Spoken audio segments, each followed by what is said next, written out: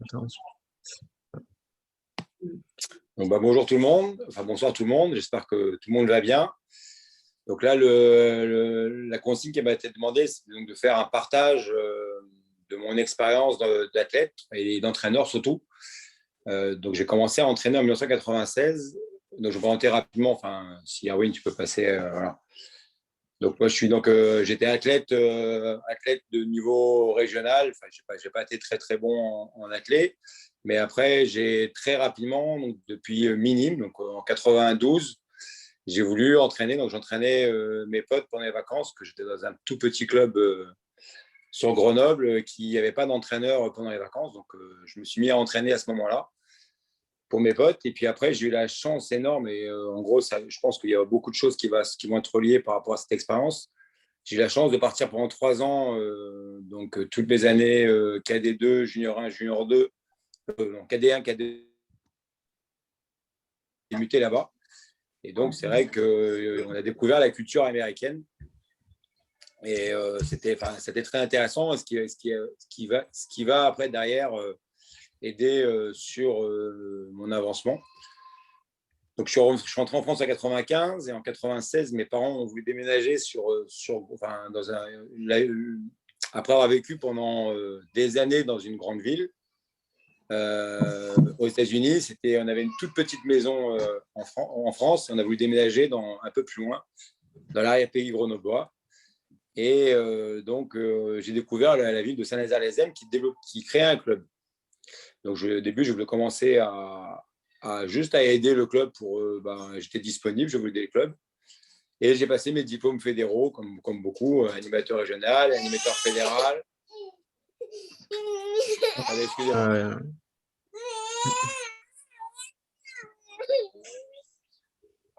Allez, 2 petites secondes, je suis désolé.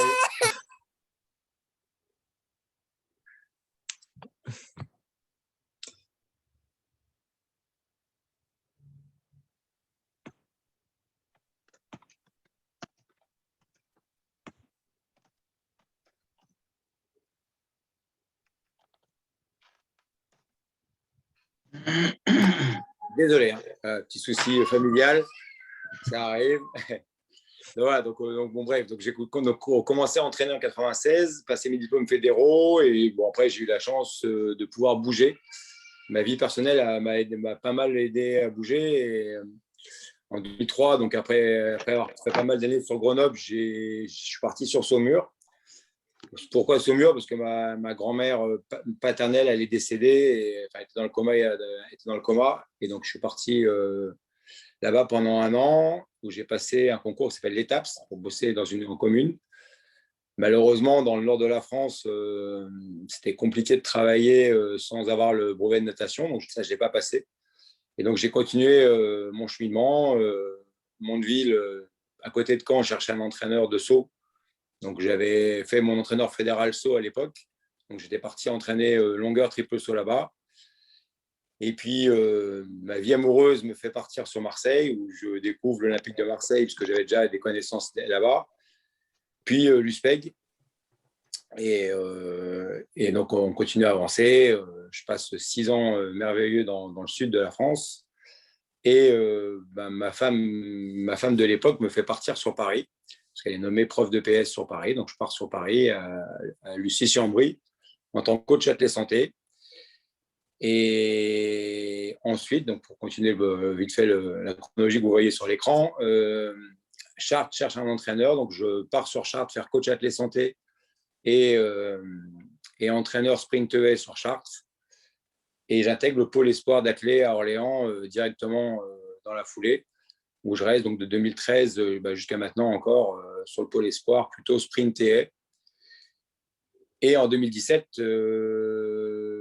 je pars sur Orléans, entièrement sur Orléans, car je deviens papa en 2018, donc je veux me rapprocher de ma compagne actuelle qui habitait donc Orléans.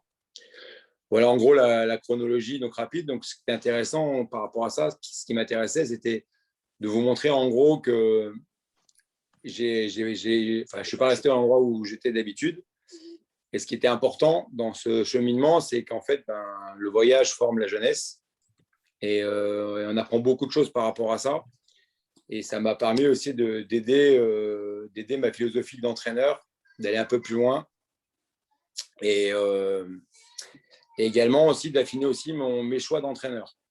Donc en 96, j'étais plutôt sur donner un coup de main dans un club d'athlètes. Et au fur et à mesure, j'entraînais les écoles d'athlètes, Benjamin, Poussin, Benjamin, minime. Et j'ai eu la chance dès 2000 d'avoir des athlètes qui vont au championnat de France. Et je savais que c'était vraiment ça qui m'intéressait. C'était vraiment les grands, les plus de 15 ans, donc les cadets juniors.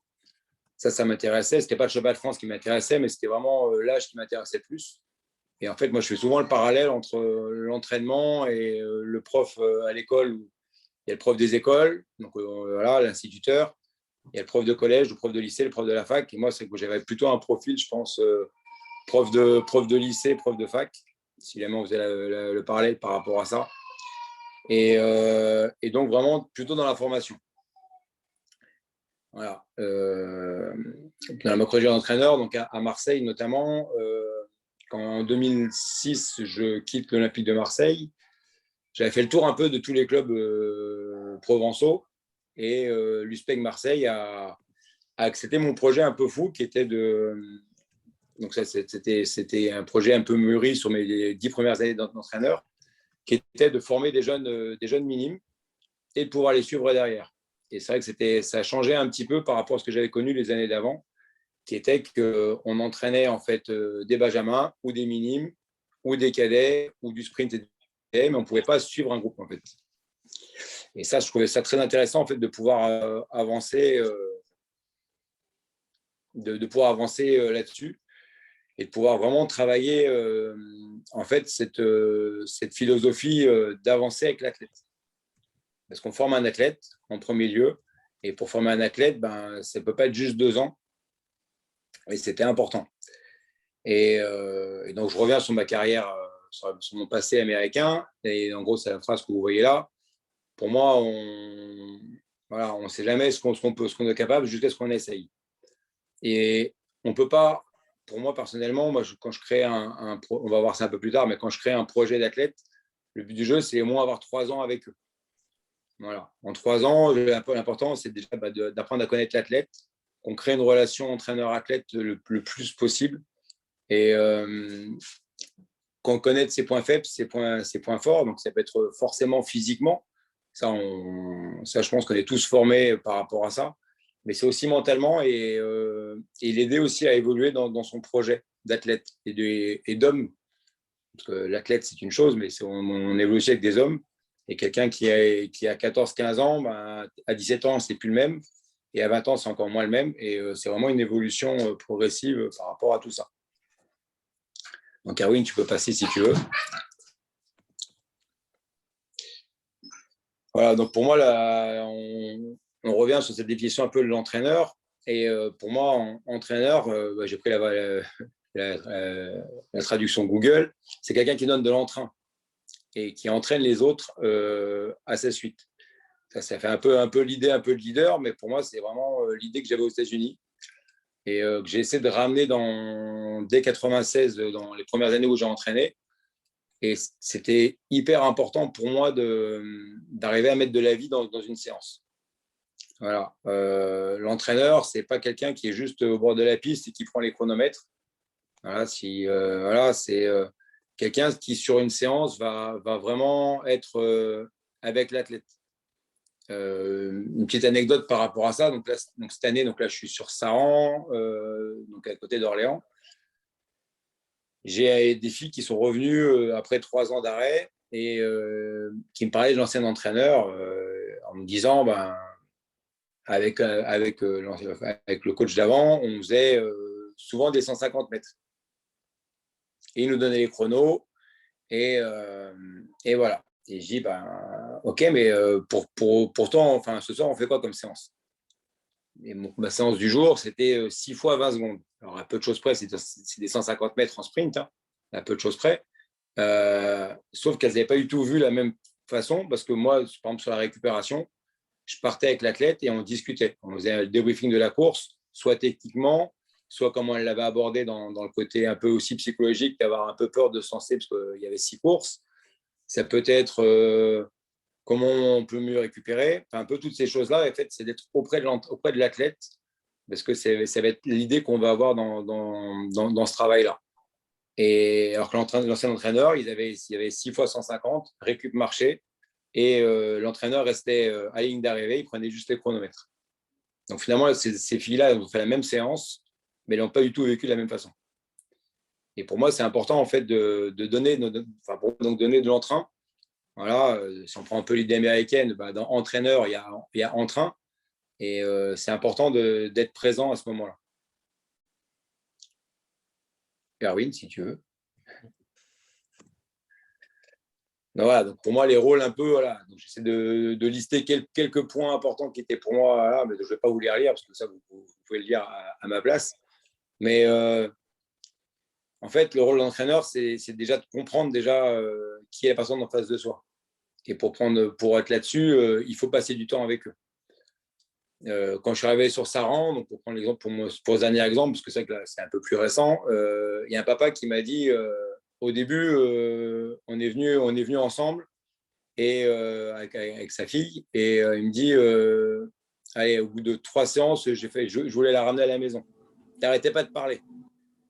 Et je dis ouais, mais c'était important parce que si jamais j'avais pas eu ce moment-là, j'aurais pas su ce que cette fille avait été capable de faire, et un peu comprendre aussi pourquoi elle avait les résultats qu'elle avait avant moi.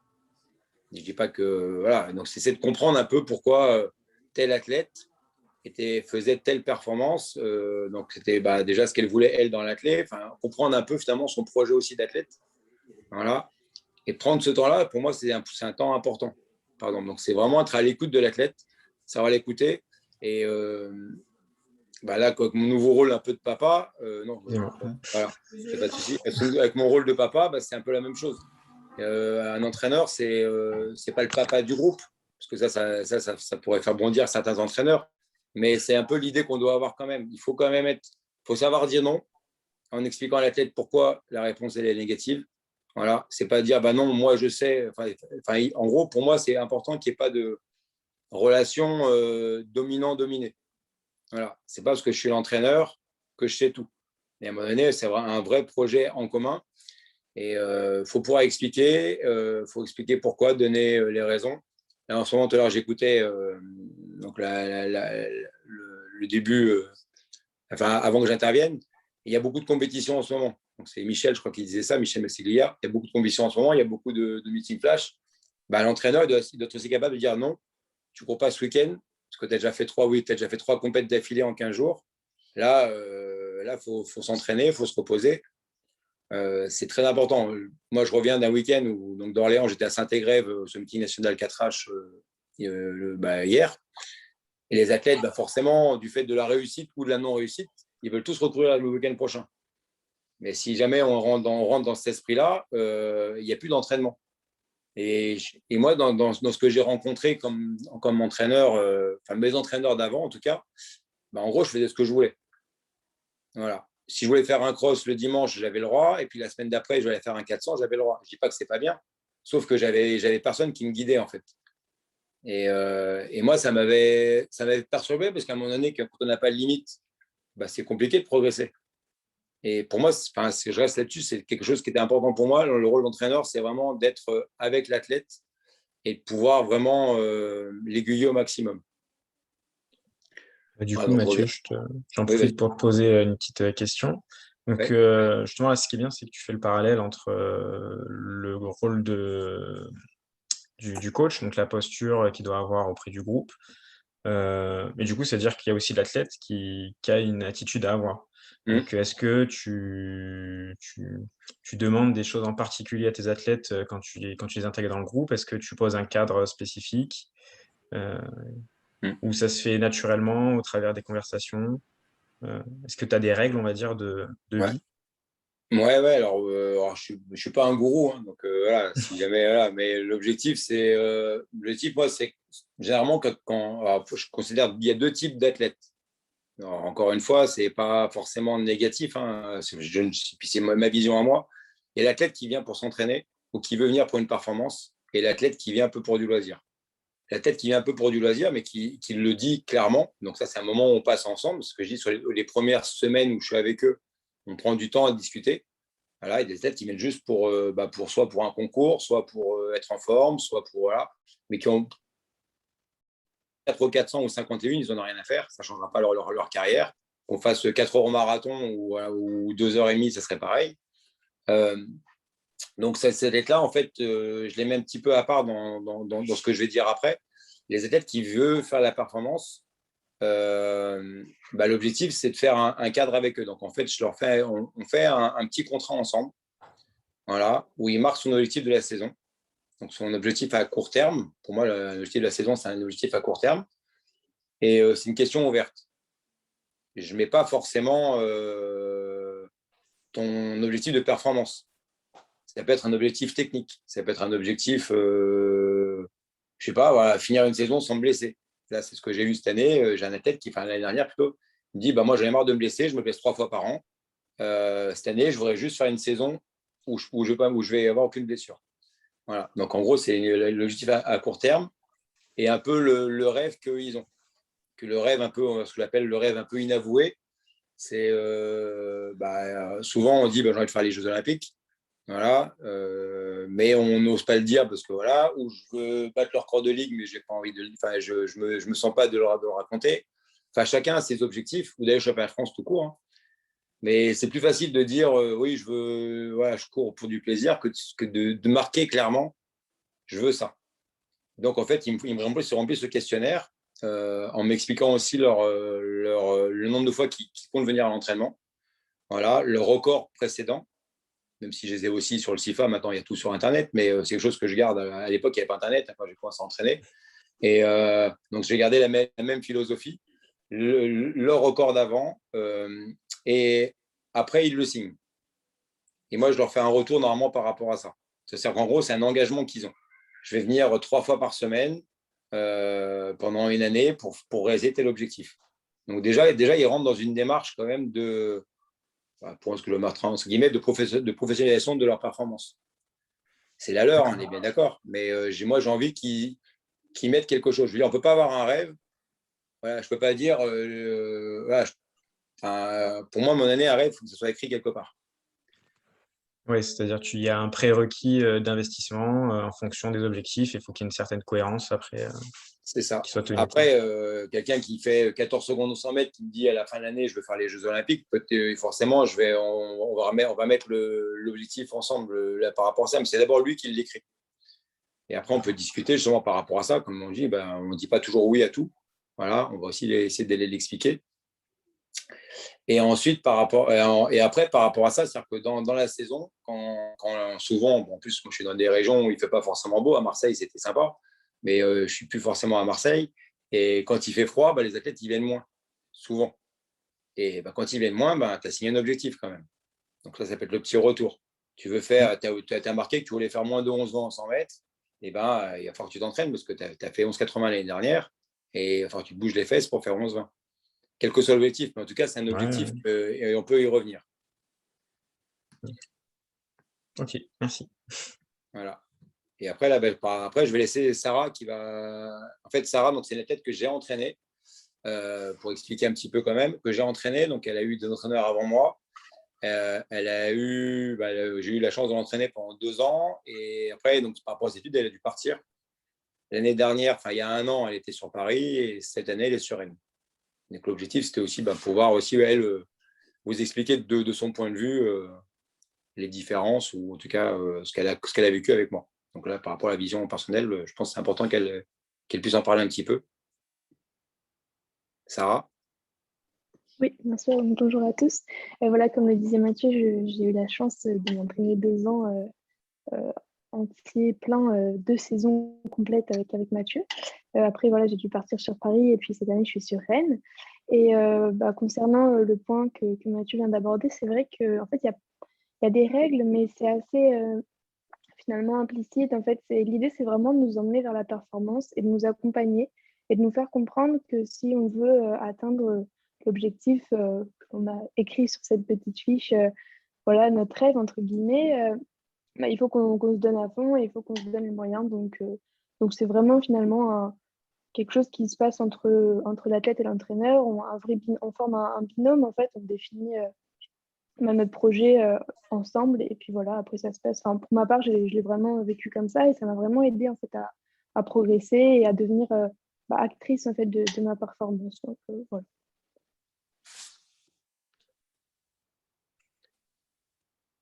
J'avance le PowerPoint, Mathieu.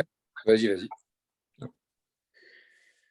Donc après, c'est ce qu'on a parlé tout à l'heure rapidement, mais l'objectif, c'est mettre en place un plan de carrière. Donc un plan de carrière, c'est au sens large. Hein, c'est pas, voilà, tout le monde n'aura pas une carrière d'athlète de haut niveau, mais c'est pour ça que je parlais tout à l'heure de 3 ans, parce que je pense qu'il faut, d'expérience en tout cas, on va pas tout changer du jour au lendemain.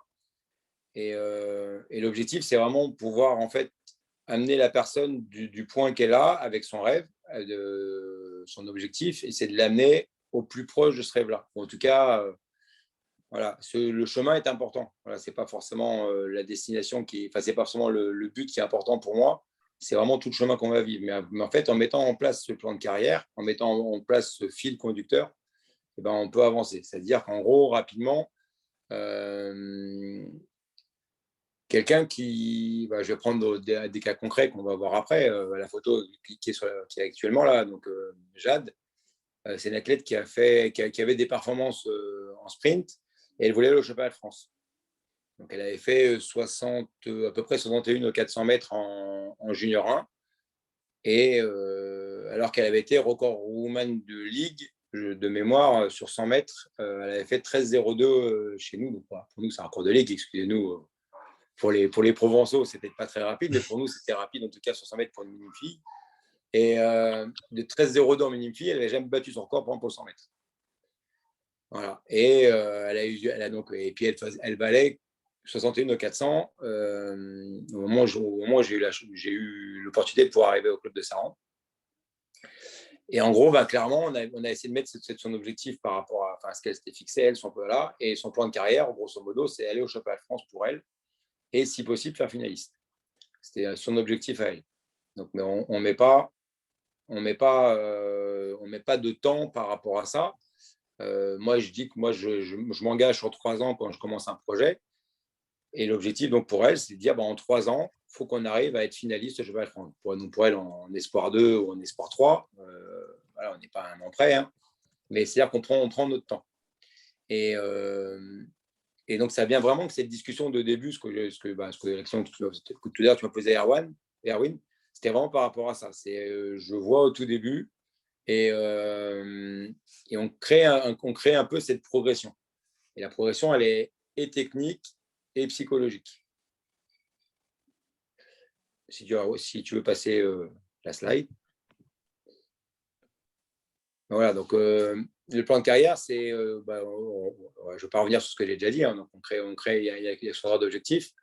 Et par rapport au sprint, parce que je commencerai plutôt en train de sprint, on part sur, moi je pars vraiment dans cette optique-là. Donc si j'ai un groupe de minime 2, ou même de KD1, l'objectif c'est, j'ai mis en place, alors je ne suis pas le seul en France à l'avoir fait, mais j'ai mis en place le challenge de l'athlète complet sur ce groupe-là. Et en gros, l'athlète complet, c'est des gens qui vont faire un minima un heptathlon dans l'année.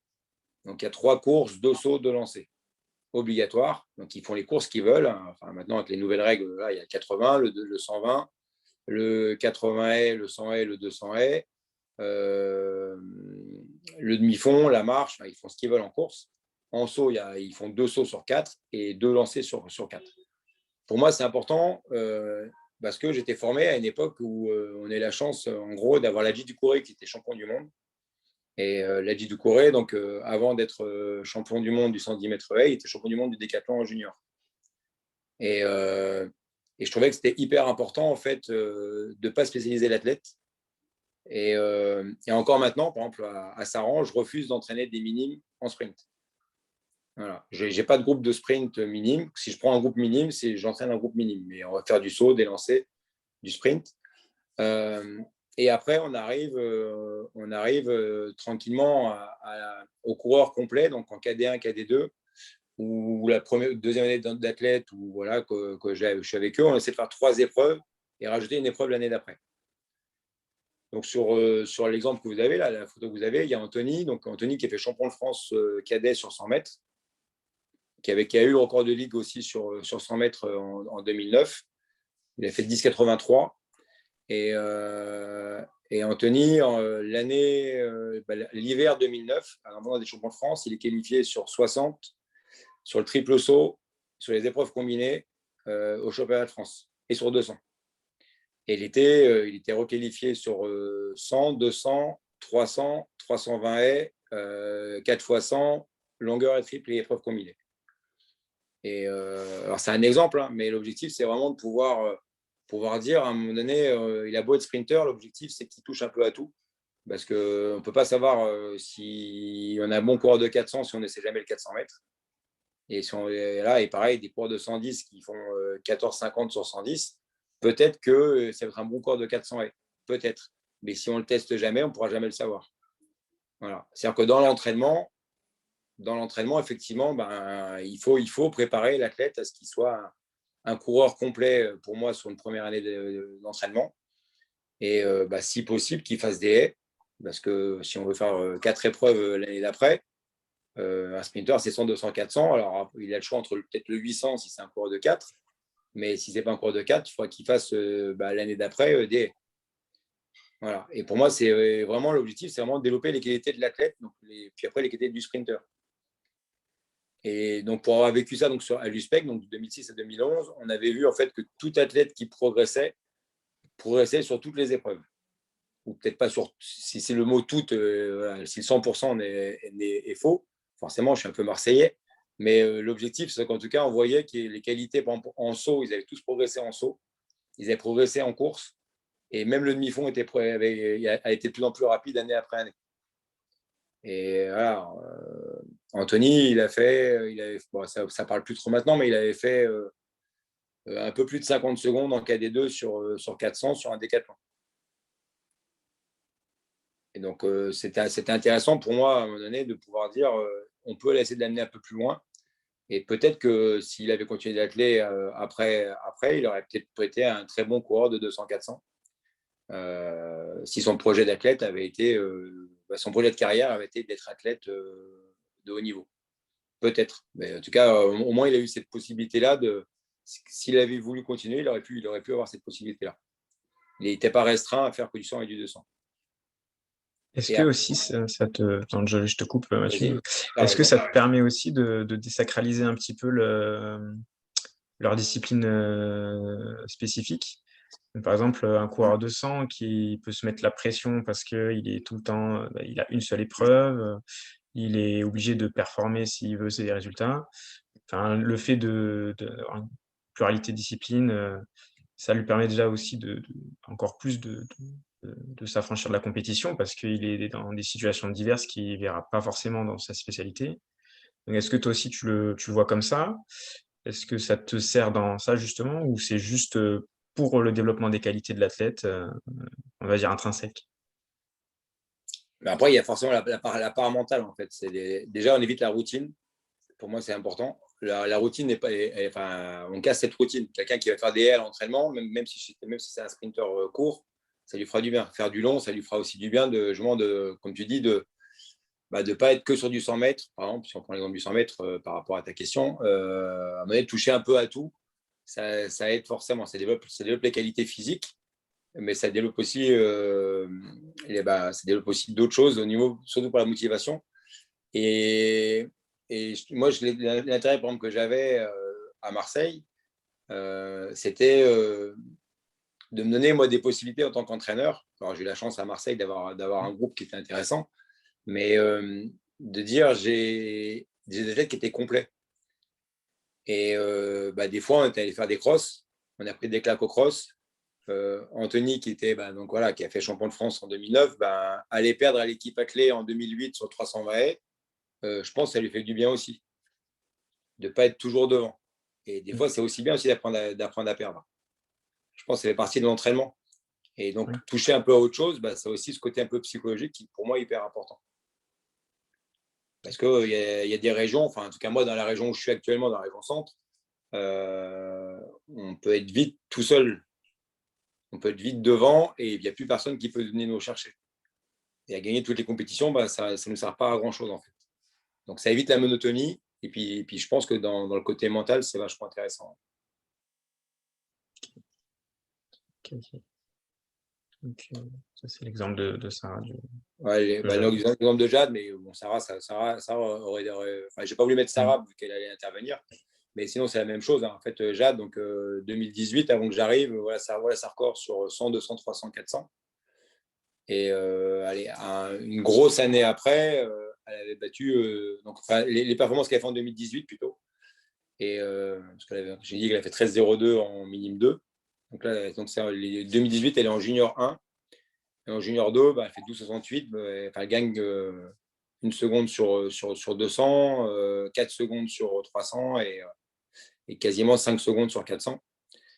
Et qu'est-ce qui est passé en une saison? En fait, c'est ça. Et pour moi, elle a eu ce côté, enfin, elle recherchait ce côté-là. Après discussion avec elle, elle avait besoin en fait d'avoir ce cadre parce que elle tenait pas une saison psychologiquement en fait. C'est long en fait. On commence en septembre, aller jusqu'au mois de juillet d'après, ça peut être très long. Et en fait, avoir ce cadre et avoir finalement toujours ce rythme de rappel par moment, c'est quoi ton objectif? Tu veux au championnat de France? Ouais, mais tu peux pas aller au championnat de France en une fois par semaine. Enfin, pas en valant 62,45 au 400 avant. Tu vaux 57 au 400, peut-être qu'une fois par semaine, tu peux aller au championnat de France encore. Mais vu le niveau que tu avais de base, et c'est pas être péjoratif quand je dis ça, hein, c'est vu ton niveau de base, il va falloir que tu travailles pour aller au championnat de France. Et il y a eu beaucoup de points qu'on parlera encore un peu après, hein.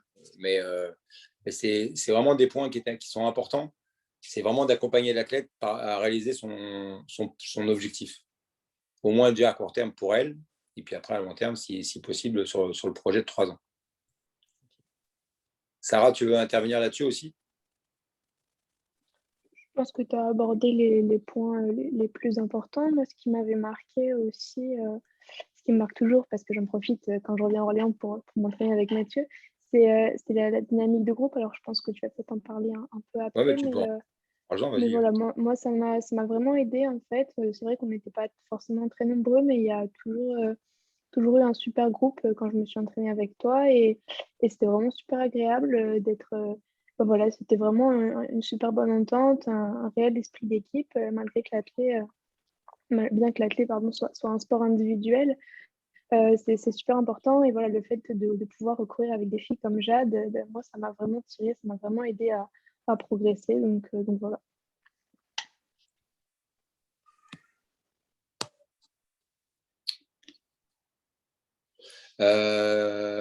Donc, je vais répondre à la question de Laurence. Donc, en termes de contenu d'entraînement, qu'est-ce qui explique aussi ces progressions? Alors, je reprends un peu ce que j'ai dit juste avant, mais dans le contenu d'entraînement, en fait, pour moi, c'est l'entraînement plus large que d'habitude. C'est-à-dire qu'en fait,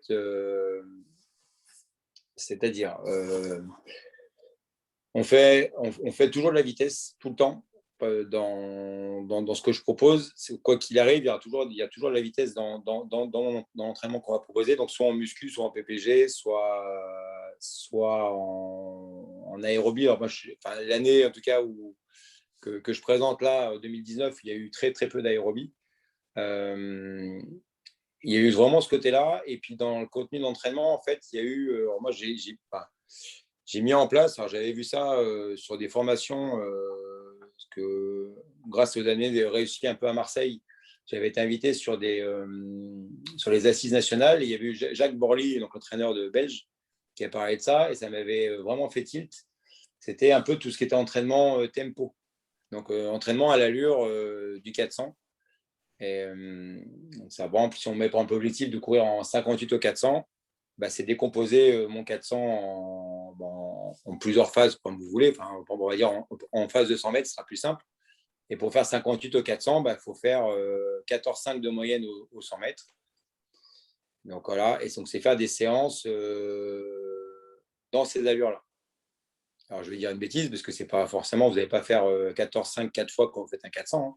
Mais dans mon contenu d'entraînement, à partir du mois de mars, donc le groupe de 400 que j'avais, pour prendre cet exemple-là, il faisait 10 fois 100 mètres en 14, récup marché. Donc récup 3 minutes maximum. Et s'habitue en fait à ce rythme. Et ça, c'était important. Et puis derrière, après, on augmente la distance, on fait moins de répétitions. J'ai fait 8 fois 120 derrière, 6 fois 150, 4 fois 200, 3 fois 250. Et puis on a fini enfin à 15 jours des France, grosso modo, on a fait 2 fois 300. Voilà. Toujours à l'heure 400 et 2 fois, pour les filles qui visaient 58, c'était 2 fois 300 en moins de 43. Avec récup assez courte, enfin, c'est pas récup marché forcément, mais c'était une récup courte quand même pour s'habituer à ça. Et donc ça, c'était vraiment 2019. Et là, je suis passé sur un niveau un peu différent par rapport à cette année, par rapport au tempo. C'est-à-dire que j'ai monté mon tempo, et sauf que le tempo reste maximum 20 secondes. C'est-à-dire que c'est maximum jusqu'à 150. Et après, je rentre sur des séances un peu plus spécifiques, par contre. Mais l'idée, c'était vraiment pour Jade, pour Sarah, qui ont couru le record la même année. L'année dernière, 2020, il y a eu le Covid. Hein. C'était vraiment ce travail régulier d'allure. Et s'habituer à l'allure, s'habituer à partir vite. S'habituer en fait à courir à l'allure du 400. C'est vrai que le 400, c'est un peu effrayant. Et ça, c'était un gros point. Et le deuxième point sur lequel on a travaillé par rapport, je rajoute Sarah dans le lot, et Anthony et Marseille aussi, c'est qu'on faisait des grosses séances de PPG. À l'époque, je ne faisais pas d'aérobie, voire très peu d'aérobie. On faisait des séances de PPG à une époque dans l'année de l'année en 30-30, mais par exemple en 4 séries de 8 fois 30-30 en PPG. Mais PPG classiques, hein, PPG on peut faire des squats à vide, des sauts pieds joints, enfin un peu tout ça. Et je vous rappelle que l'hiver, en tout cas, et pour Orléans, que j'ai encore fait il y a 2 ans, on avait fait jusqu'à 32 minutes d'affilée en 30-30. C'était ma séance d'aérobie. C'était une idée. Et après, il y a aussi le côté, je fais de l'aérobie, une séance d'aérobie à ma façon, en athlée. C'est-à-dire qu'on peut faire rendre des plots. On court dans les plots en technique. Hein, c'est pas forcément, je ne veux pas d'aller vite, mais on est placé. J'appelle ça, c'est mes séances que j'appelle résistance à la fatigue, où il faut garder le plus de technique possible sur la séance. Donc, par exemple, on va courir sur 5 minutes, on va passer sur les plots sur 30 mètres, on va revenir en marchant et on va enchaîner le plus de passages possible sur 5 minutes, en étant le mieux placé techniquement. Et ça a aussi beaucoup aidé aussi ce groupe de filles, puis les garçons pareil, hein, à tenir les distances. Je ne sais pas si ça répond à ce que tu attendais, Laurence. Oui, merci. Ouais. Après, voilà, je pense que l'entraîneur, c'est aussi, il prépare aussi mentalement l'athlète. Donc, c'est pas un préparateur mental. Je pense qu'il faut que chacun soit à sa place. Hein. On n'est pas kiné, on n'est pas ostéo, on n'est pas préparateur mental, mais on doit préparer le mental de l'athlète par rapport à ça. Et donc, par rapport à ce projet de carrière, ce projet d'athlète, l'objectif, c'est de vraiment le faire comprendre à l'athlète que les seules vraiment limites qu'on se fixe, c'est celles qu'on se fixe nous-mêmes, en fait. Et donc, par rapport à ça, on a mis en place vraiment fixer un objectif SMART. Voilà, SMART, c'est ce qu'on peut voir en préparation physique. Hein. Donc, un bon objectif spécifique, mesurable, atteignable, réaliste et temporel, qui permet en fait de pouvoir travailler pour l'athlète clairement. J'essaie de m'expliquer par rapport à ça. C'est-à-dire que, par exemple, l'objectif spécifique, par exemple, si je prends la séance des 10 fois 100 mètres, par exemple, l'objectif spécifique, c'est faire 10 fois 100 mètres en 14 secondes. C'est clair, c'est mesurable, c'est atteignable parce que logiquement, 100 mètres, on est capable de le faire. C'est réaliste parce que ce n'est pas trop vite par rapport au niveau des athlètes des filles. Et puis, dans le temps, on sait où le placer. Et en progressant par rapport à ça, mentalement, l'athlète, il se sent aussi progresser. C'est-à-dire que l'objectif, ce n'est pas de dire, quand tu mets préparation mentale, je ne mets pas l'objectif en disant tu vas faire 57 sur 400 dès le mois de juin. Enfin, je ne vais pas parler dès septembre pour le mois de juin. Je ne sais pas si vous voyez ce que je veux dire. En fait, on va vraiment essayer de casser par petites sessions. Et pour réaliser un objectif d'un certain niveau, mentalement, on se prépare. Et alors, Erwin, il faut que tu poses des questions après. Mais je te laisse poser la question. Mais vraiment, enfin, c'est un peu la technique aussi. Alors, il y a un mélange des deux entre la mentale et la technique. Mais je prends par exemple l'exemple. Donc, il y a 15 jours, j'ai un athlète qui a battu le record de ligue sur le 110 mètres haies cadet. Il fait 13,82. Et donc, ce que j'expliquais à Erwin cette semaine, c'est moi sur les objectifs qu'on fixe actuellement, donc cette préparation mentale et technique de l'athlète, on peut faire des séances un peu spécifiques, mais avec un objectif. Et c'est là en fait où je relie en fait l'objectif, la préparation mentale et la préparation physique. Donc il avait 3 fois 12 haies à passer en 4 appuis, intervalles courts. Et là, l'objectif, ce n'était pas forcément le chrono à la fin des 3 fois 12 haies. Donc ça va à peu près 3 fois 120 mètres pour ceux qui ne font pas de sprint. 3 fois 120 mètres haies, donc il a 12 haies à passer. Et l'objectif, ce n'est pas le chrono. Le chrono, je m'en fiche. Mais c'est le nombre de haies qu'il passe en étant dans la consigne que je lui demande. Donc pour l'instant, donc là, il y a 15 jours, on était encore sur la consigne de bien penser à impulser sur les haies. Et donc lui, il a un objectif qui est mesurable pour lui, c'est pas faire moins de 14 secondes à chaque course, ou moins de 15 secondes à chaque course, c'est d'impulser à chaque haie. Et donc lui, c'est son objectif. Et donc finalement, on prépare le mental de la tête par rapport à ça, parce qu'il va réussir à le quantifier. Donc, il passe ses 12 haies, on dit, bah, tu as reçu combien de haies? J'en ai reçu 8, j'en ai reçu 9. Hop, moi j'ai aussi mon œil aussi à côté. Et ça permet aussi de progresser et de rendre l'athlète, comment dire, acteur de son projet. Ouais. Après, du coup, en fait, ce qui est intéressant, c'est justement tous les jalons que tu peux poser au fur et à mesure de la saison. Donc, que ce soit dans les séances, dans les objectifs de compétition.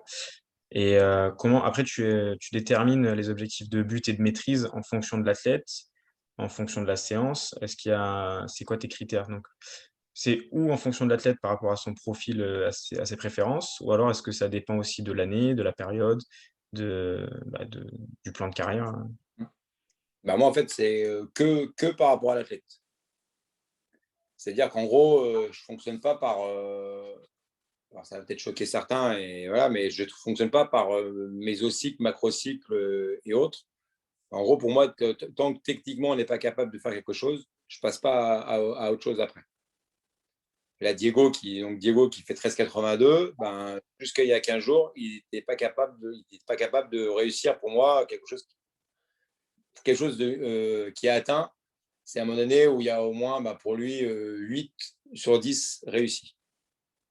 Donc, s'il n'a pas au moins 80% de réussite dans sa séance, ou répéter sur plusieurs séances, on ne peut pas passer à une autre étape. Et donc lui, comme ça, il a un objectif dans sa séance, un objectif, et jusqu'à un moment donné où il arrive à passer là-dessus, on pourra aller un peu plus loin. Mais je ne vais pas lui demander de penser, par exemple, à l'impulsion, puis penser à son bras, puis penser à son regard, à quel moment il va mettre son regard, puis à ramener sa jambe d'attaque, parce qu'à un moment donné, on va être perdu. Et pour moi, donc l'objectif, il est vraiment par rapport à l'athlète. Et dans un groupe, on n'évolue pas tous pareil, on n'est pas tous autant spécifiques, enfin autant intelligents, on va dire, physiquement, ou dans la même démarche, il y a des choses qui peuvent être plus compliquées pour d'autres, enfin, que pour certains. Et c'est vraiment adapté à cette personne-là. Ces objectifs SMART, je les séquence par rapport à l'athlète. Sarah et Jade, par exemple, elles n'ont pas du tout le même profil sur 400. Sarah, elle aurait plutôt un profil 400-800. Jade, plutôt un profil sprinteuse, avec ses records 13,02 en minime, puis maintenant 25,60 au 200. Et par rapport à ça, on n'est pas dans la même logique quand on fait une séance, dans la réussite. Oui, du coup, c'est logique de ne pas demander la même chose à différents athlètes. Et est-ce que dans l'organisation de la séance, tu as des petites adaptations à faire en fonction? Parce qu'on peut avoir, par exemple, une même séance, mais demander des consignes différentes. Mais est-ce que des fois, tu adaptes carrément les séances, en particulier à l'athlète, pour réussir à quand même faire tourner le groupe correctement? Alors, j'ai évolué. À Marseille, pas du tout. Donc, à l'époque 2006-2011, tout le groupe était dans le même moule. Il y a eu des réussites grâce à ça, parce parce que le groupe a beaucoup progressé par rapport à ça. Hein. En 2006, les sprinters, le meilleur sprinter de l'USPEC était à 11,70 et en 2011, c'était 10,65. Donc, il y a eu de l'évolution. Mais c'est vrai que pour moi, il me manquait cette partie humaine à ce moment-là. Et là, maintenant, effectivement, dans la même séance, on peut demander et adapter la séance à un niveau différent. Là, cette année, donc, je suis passé sur l'aérobie un peu plus. Et puis, sur le cycle PMA, moi, j'avais donc 3 filles que j'ai actuellement qui font 400 haies. Et ces 3 filles-là n'ont pas du tout la même résistance. Elles ont la même VMA, mais elles n'ont pas la même PMA. Alors, je vais peut-être dire des bêtises sur les termes, je m'excuse pour les puristes du demi-fond, mais moi, j'ai une athlète qui est capable de faire 5 fois 500 à 120%, et j'ai d'autres athlètes qui va faire que 3 fois. Donc, je préfère moi rester sur mon 120% actuellement, mais faire que 3 fois pour l'une et 5 fois pour l'autre. D'accord. Oui, donc c'est carrément dans la planification, du coup. Ouais. Okay. Et si pour l'instant, la fille qui a fait 3 fois, quand on refera un cycle là-dessus, ou un peu plus tard, l'objectif, c'est qu'elle ait progressé ou sur son chrono ou sur le nombre de répétitions. Voilà. Pareil, tout à l'heure, je disais les 10 fois 100 mètres, pour prendre l'exemple des 10 fois 100 mètres, l'objectif, c'est de faire 10 fois 100 mètres en moins de 14. Mais aucun athlète fera 10 fois 100 mètres si le 14 secondes est dépassé. Si c'est 14,5, si tu arrives à faire 7 fois 100 mètres et ton 8e, il fait 14,5, le 8e, il ne compte pas.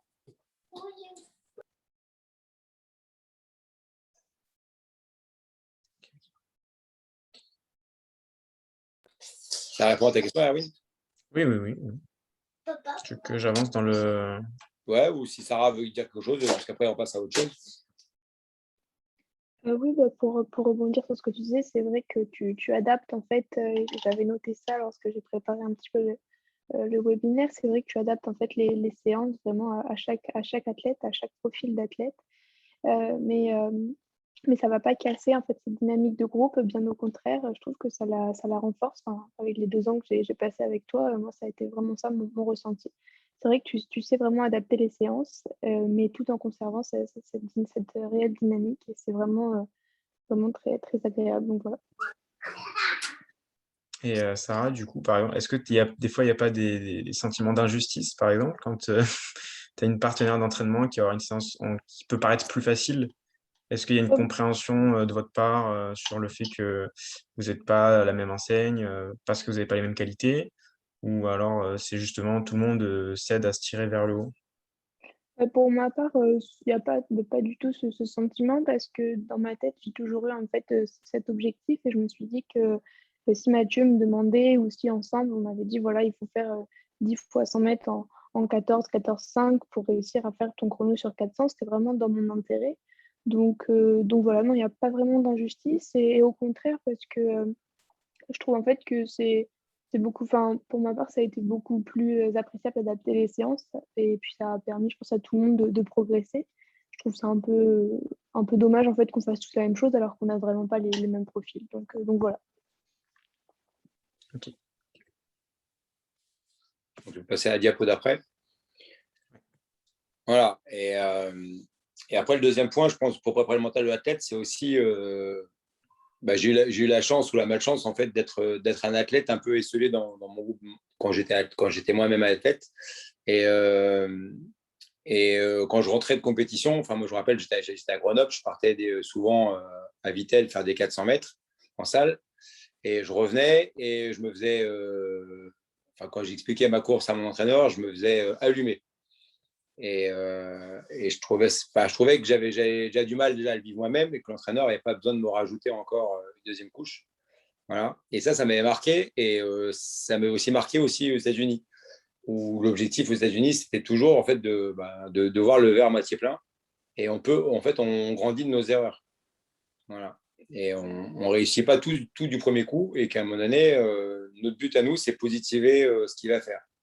Donc, par rapport à ça, en fait, si je reviens sur le SMART, par exemple, hier, sur 400 haies, l'objectif qu'avaient mes athlètes, ce n'était pas faire 55 secondes aux 400 haies, ce n'était pas ça l'objectif, Mais c'était, parce qu'on est encore en début de saison, enfin, en début-milieu de saison pour certains, mais voilà.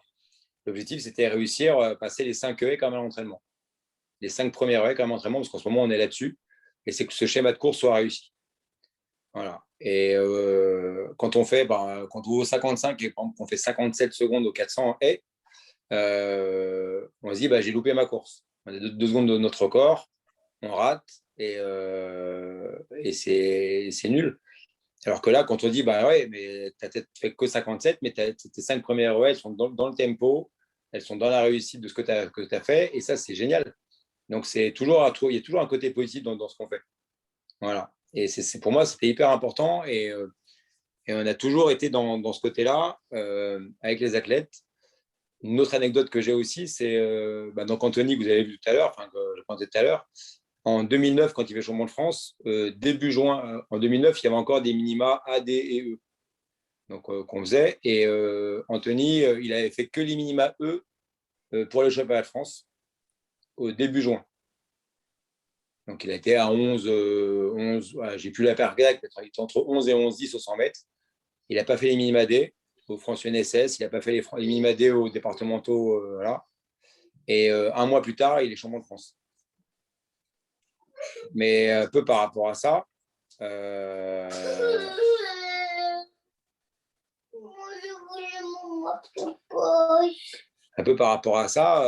l'important, c'est on allait en compétition avec lui et l'objectif, c'était de partir. Bon, on va sur la compète et on se fixe sur le départ.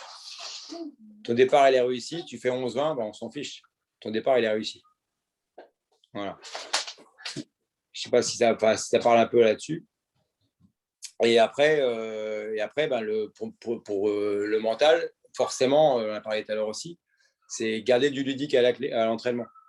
Il y a un moment, on n'est pas toujours même s'il y a un objectif de performance, on n'est pas toujours devoir faire toujours la même chose. Chaque jour est une séance différente.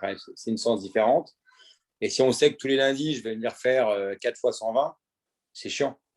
Voilà. Faire des plots, en gros, sur une carrière, sur 10 ans de carrière, si on fait des plots tout le temps, toutes les semaines, au bout d'un moment, pour moi, en tout cas, j'en ai ras-le-bol. Voilà. Je vais sur la piste tous les mardis, je vais me taper des kilomètres et des kilomètres sur la piste, c'est pareil. Donc, il faut arriver à trouver par un moment, si sur 3 ans, je veux progresser, on sait trouver des moyens pour faire progresser la performance sur les différents thèmes en trouvant d'autres thèmes, d'autres façons de travailler. Du coup, on a une question de Samuel. Ouais. Vas-y, tu peux regarder. Donc, Samuel, tu veux prendre la parole ou je lis ta question, simplement? Non, je vais peut-être prendre la parole parce que je ne sais pas si c'est très clair comme question. En fait, je voulais juste savoir si effectivement, même si tu es positif, etc., mais tu ne débriefes pas quand il y a, alors peut-être pas un échec, mais quand il y a une erreur, je ne sais pas, sur un 100 haut, tu débriefes quand même ou non? Ah ouais, tout le temps. Ouais. C'est-à-dire que, par exemple, là, si je prends le week-end, là, on avait 5 heures de route pour rentrer chez nous. Et déjà sur le stade, on a eu le temps de débriefer avec les athlètes et puis même sur le retour. Et tout le monde ne réussit pas. Par exemple, si l'objectif, c'est passer 5 haies, je prends l'exemple là, mais si je demande 5 haies sur un certain chrono ou en nombre de foulées ou en pensant à impulser, si je prends par exemple la note de Diego, si ce n'est pas réussi, forcément, il y aura un débrief, ça ne sera pas toujours positif. Mais en tout cas, l'objectif, c'est que l'athlète sache aussi qu'à un moment donné, il doit aussi progresser. Donc, c'est aussi à moi de l'amener, mais aussi de lui montrer du doigt que ce qu'il sait faire à l'entraînement, c'est bien. Et il faut maintenant qu'il le fasse aussi en compétition. Voilà. Moi, par exemple, les filles ce week-end, elles ont été, si on parle entre entraîneurs, elles ont été nulles. Voilà. Elles sont passées 2 secondes plus lentes sur les haies. Sur 5 haies, donc à mi-parcours, elles sont parties 2 secondes plus doucement et elles sautaient les haies au lieu de les franchir. Donc, ce n'était pas positif. Mais à un moment donné, elles ont appris d'autres choses. Elles ont progressé dans leur chrono, et elles apprennent aussi sur elles-mêmes à se dire, à un moment donné, quand je dis positiver, c'est qu'elles arrivent à sortir du positif. Ce que je veux dire, donc pour être encore dans le concret, c'est leur montrer qu'à un moment donné, le travail encore qu'elles ont à faire. D'accord. Ah ouais, d'accord. Bah, là, tu vois, il faut encore que je progresse. Il faut vraiment que je me lance sur mon 400E parce que c'est vrai que j'ai encore un peu peur. Et pour moi, ça, c'est positif. Si elles arrivent à verbaliser aussi le travail qu'elles ont encore elles-mêmes à produire. Ça répond à ta question? Oui, nickel, parfait. Merci. De rien. Et après, le dernier point, la finalité, c'est ce que je disais, c'est quel que soit l'athlète, la finalité, c'est qu'on vienne au stade pour s'entraîner, donc on ne vient pas juste à l'entraînement. Bon, en gros, là, j'arrive sur les programmes d'entraînement, enfin pas sur l'entraînement, sur les contrats d'objectifs qu'on fait avec les athlètes. La plupart du temps, en fait, les gens ils viennent 3 fois par semaine, mais ils ne se sentent pas forcément investis par rapport à ce qu'ils doivent faire. Et donc, c'est les faire au fur et à mesure, les faire progresser. Quand on vient au stade, on vient pour s'entraîner, on vient pour progresser. Et même si j'aime pas l'aérobie, même si j'aime pas la PPG, il va falloir que tu prennes aussi conscience de ça. Et là, ça va dans ce retour, dans ce débriefing, qui, voilà, des fois, des athlètes, je sais qu'ils viennent à l'entraînement, par exemple, sur une séance de PPG, parce qu'ils n'aiment pas ça, forcément, certains n'aiment pas ça. Il dit, tu vois, là, sur ton départ aux 100 mètres, tu n'arrives pas à partir parce qu'il te manque de la puissance. Il dit, c'est vrai, les dernières séances, je ne me suis pas donné sur tel ou tel exercice en muscu. Et je dis, pour moi, comme je dis, c'est encore réussi parce qu'il arrive lui-même à pointer du doigt sur ce qu'il a encore à travailler. Et donc, c'est important que l'athlète, au fur et à mesure, il vienne à toutes les séances avec l'envie de s'entraîner. Erwin? Oui. Et après, le dernier point, pour moi, c'est ça. Pour moi, c'est un sport individuel collectif.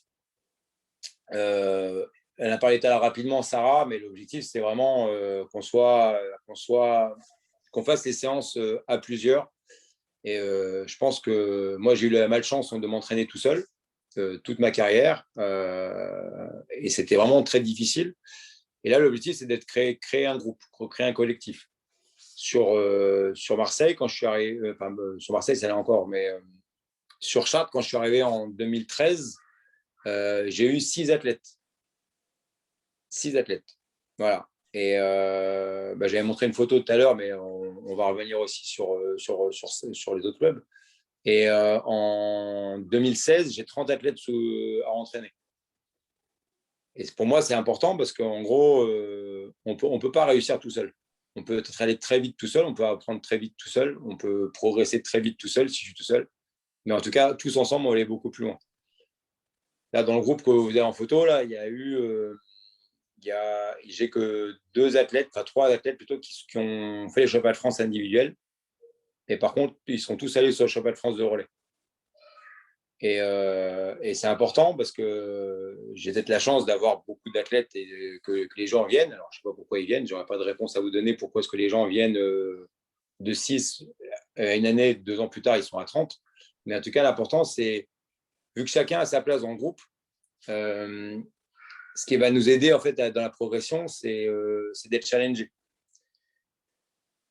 Les filles, voilà, je reprends tout à l'heure les exemples sur des coureuses de 400. Sarah, elle a sans doute dû progresser grâce à Jade en sprint à l'époque, et donc en 2018-2019. Et puis là, Alinka et Pauline qui ont à peu près le même niveau sur 400 haies. Pauline avait fait 8e au championnat de France il y a 3 ans. Et Sarah, elle a fait 10e au championnat de France hivernal sur 400 l'année dernière, en 2020, en junior première année. Et en fait, on a tous à apprendre en fait, par rapport à ça. C'est sûr que Pauline toute seule, elle va progresser grâce à Alinka, grâce à Jade et grâce à Sarah. Et en fait, chaque athlète en fait, va tirer les autres vers le haut. Parce qu'on a tous nos propres qualités. Et pour moi, c'est important. Si je prends aussi l'exemple de Marseille, à Marseille, donc je rappelle, le meilleur sprinter a fait en 70 en 2006, quand je suis arrivé. Et en 2009, de mémoire, il y a 5 athlètes en moins de 11-10. Et pour moi, c'est pas, il y a forcément une part de l'entraîneur, hein, mais surtout, en fait, l'objectif, c'est que les athlètes, en fait, ils se tirent les uns vers les autres, vers le haut. Voilà. À un moment donné, il y en a qui va progresser. Moi, je ne suis plus dans le relais. Il y a une habitude de relais. Il faut que je continue à progresser. Et ça, en fait, ça oblige les gens en fait, à se bouger les fesses et à rentrer dans un vrai objectif personnel. Si jamais l'objectif, c'est d'aller au championnat de France de relais, c'est top. Donc en 2008, nous, avec l'USPEC, on gagne les championnats de France sur 4x100 en cadet. Et en 2009, donc le grand frère d'Erwin rentre dans le groupe. Et ce n'était pas un gars très rapide, mais en 2010, il était dans le relais du club et il fait aussi champion de France junior sur le relais. Et ça, je pense que ça l'a aidé derrière, ça l'a forcément aidé derrière à progresser sur 110 mètres haies. C'est un cours de 110. Et aller plus vite et d'être dans le challenge du groupe, c'était important. Et pour moi, c'est des petits points qui sont hyper importants dans une carrière d'athlète. Parce que je rappelle quand même quelque chose qui est important, même si je dépasse un peu le thème de ma diapo, mais en gros, c'est donner à l'athlète le maximum d'expérience et de vie. Voilà, moi, je me rappelle, j'ai fait un peu plus de 50 au 400, mais je ne me rappelle pas forcément de ma course, de mon record sur 400. Je me rappelle de tout ce que j'ai vécu dans l'athlète. Mais grâce au groupe, grâce au collectif qui avait autour de moi, donc, moi, je n'avais pas un groupe d'entraînement, mais j'avais un club. Et toutes les compétitions interclubs, tous les relais qu'on a pu faire ou tous les stages qu'on a pu faire, ça restera quelque chose d'hyper important. Et en fait, c'est mettre en place du collectif dans ce sport individuel. Et par exemple, si tu as par exemple, un individu comme Anthony, qui était quand même assez exceptionnel en termes de qualité, est-ce que tu le gérerais aujourd'hui de la même manière que tu l'as géré par le passé à Marseille? Donc, par rapport à ta vision dans la gestion de l'individu dans le groupe. Ouais, parce que pour moi, si on veut rester dans l'idée du sport individuel collectif, j'ai vu souvent l'erreur. Alors après, je reprends aussi souvent cet exemple en formation. Je suis arrivé à l'Olympique de Marseille. Alors, c'est rien contre ce club-là. Hein. Enfin, ne mettez pas des choses où j'en ai pas dites. Mais je suis arrivé au club en 2005 et j'ai eu un minime. Et on me dit, lui, c'est une star. Il valait 13 secondes au 100 mètres. Et moi, ça m'avait quelque chose qui m'avait choqué. Ce n'était pas sa performance qui m'avait choqué. C'était le fait qu'on m'annonce cette personne-là comme une star. Alors qu'il avait fait que 13. Même s'il avait fait 12 secondes, même si France 80, c'est déjà de le mettre en avant. Et pour moi, il n'y a pas de mettre en avant l'athlète. Voilà. Je pense que l'athlète, il est assez content quand il réussit déjà individuellement. Donc, si quelque part, on ne doit pas forcément le descendre plus bas que terre quand il loupe une épreuve, il ne faut pas non plus le mettre plus haut que terre quand il réussit. Et donc, c'est vraiment le mettre, donc Anthony ou d'autres, c'est les mettre au même niveau que les autres. Ça, c'est quelque chose que je garderai. Enfin, ce qui avait été pour moi réussi à Marseille, je ferai encore la même chose par rapport à ça. Il fait partie du groupe. C'est être le leader aux yeux des autres, mais il ne faut pas surenchérir ce côté leader, en fait. Et toi, Sarah, par rapport à ça, à la place dans le groupe de l'individu, est-ce que tu as quelque chose à Oui, ajouter? oui, c'est vrai que, comme je l'ai dit tout à l'heure, en fait, c'est vraiment une dynamique de groupe que Mathieu arrive à impulser, pour ma part, pour les 2 saisons que j'ai complètes, quand je me suis entraînée avec lui, pardon. Et en fait, je trouve que chaque athlète a vraiment sa place. Moi, j'étais quelqu'un de plutôt réservé, plutôt timide. J'avais pas forcément trop confiance en moi. Et en fait, Mathieu, il a vraiment réussi à me donner confiance, à me faire prendre peut-être un petit peu d'importance, entre guillemets, hein, vraiment, dans le groupe. Là où certains étaient peut-être déjà plus à l'aise. Et donc, en fait, finalement, on est un petit peu tous on a tous une place, on est finalement tous au même niveau, si je peux m'exprimer ainsi. Et ça, c'est vraiment appréciable et je pense que enfin, ça sert en fait tout le monde, ça permet à tout le monde de progresser, le fait que voilà, il n'y ait pas vraiment de personnes qui soient mis au-dessus du lot parce qu'ils sont plus forts, alors que peut-être qu'ils ont des perfs vraiment supérieurs aux nôtres et à celles que moi je pouvais faire. Par exemple, Jade en sprint était vraiment plus douée. Mais voilà, on est vraiment tous remis finalement au même niveau et ça permet à tout le monde de progresser encore mieux, je pense. Et après, là, par rapport à ce que dit Sarah, alors, il y a aussi la gestion en fait, donc, du côté collectif. Donc, on progresse collectivement. Et à un moment donné, il y a aussi, on revient sur le côté individuel, on se remet quand même avec la personne. Si on prend par exemple Sarah et Jade qui se sont entraînés un petit peu ensemble cette année 2019, elles n'avaient pas forcément la même façon je vais pas dire de voir les choses, mais elles n'avaient pas les mêmes objectifs extra-sportifs. C'est-à-dire que Sarah est une athlète très cérébrale, très scolaire. Et donc, elle m'avait demandé au début juin, enfin bien avant, mais début juin, en fait, d'arrêter sa saison. De faire un petit terme, une petite coupure sur sa saison pour pouvoir se positionner pour le bac. Donc après, l'objectif, c'est donc adapter son entraînement à elle par rapport pour aller au Championnat de France, qui était déjà quelques Championnats de France. Elle avait déjà fait les minima pour le Championnat de France en 2019. Enfin, on savait qu'elle rentrerait dans les 32 meilleures françaises. Et donc, il a fallu que je gère un peu ce côté collectif dans les entraînements, mais que Jade, qui elle continue à courir, n'avait pas forcément la même chose. Mais en tout cas, dans le groupe, elles étaient incluses dans la même façon. C'est parce que Jade continue à courir que Sarah était mise de côté. Voilà. Et donc, Sarah a fait très peu d'entraînement à ce moment-là. Mais elle a quand même réussi le Championnat de France et puis à battre son record au Championnat de France. Je ne sais pas si tu veux plus en parler que moi, Sarah, c'est un peu plus clair. Oui, non, non, c'est vrai, enfin, c'est tout à fait ce que tu as dit, c'est tout à fait ça. Moi, j'ai juste un exemple qui me vient en tête, c'était un petit peu plus tôt dans la saison, je crois que c'était en mai. Il devait y avoir un meeting qui était à Bourges, donc voilà, pas très loin d'Orléans, et on devait faire un 300, donc Jade y était allée, et pour ma part, j'avais fait le choix de ne pas y aller pour préparer les épreuves orales du bac. Et donc Mathieu, t'avais vraiment adapté tes séances et tu m'avais fait faire un 300 à l'entraînement pour faire voilà, comme si c'était la compétition et pour vraiment pas que je me sente mise à l'écart, mise de côté par rapport à ces choix. Donc ça, c'était vraiment très, très appréciable. Et voilà. Ouais, donc, merci Sarah. Parce qu'en fait, ça va bien que, ce sur quoi je voulais conclure sur ce thème-là, c'est en fait quand vous avez un groupe, pour moi, je ne sais pas donner de leçon, mais par rapport à mon partage d'expérience, c'est ne pas avoir de stars dans un groupe et pas mettre de côté les athlètes qui malheureusement ne peuvent pas venir à toutes les compétitions.